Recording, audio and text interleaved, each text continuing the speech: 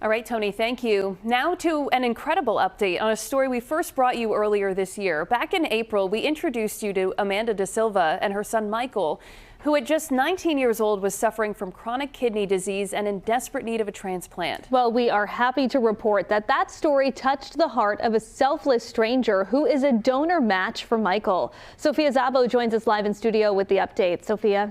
Well, when we first told you about Amanda and Michael, they described themselves as being in a nightmare situation that threw a wrench in every plan they had for their family's future. Little did they know that 6 months later, they would be graced with what they say is a miracle.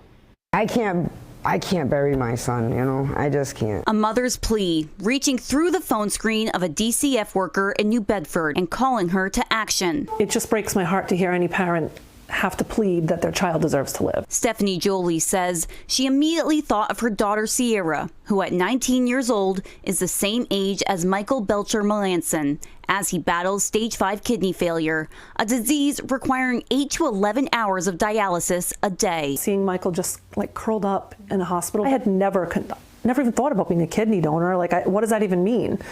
I had no idea, but it was just something that I was like, I think I can do this. So she filled out an application, and after 5 months, countless tests, and over a dozen vials of blood drawn, she found out she is a match. I was obviously excited. The first person I called was Amanda.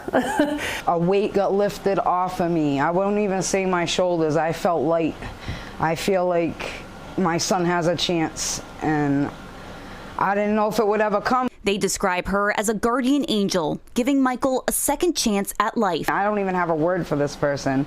Like, I'd say amazing, selfless, kind, but there's not a big enough word. But Stephanie doesn't think she's a hero. I'm lucky enough to be healthy, you know, and like if this were my child or my family member, I would hope, just like every parent would, that someone would do the same.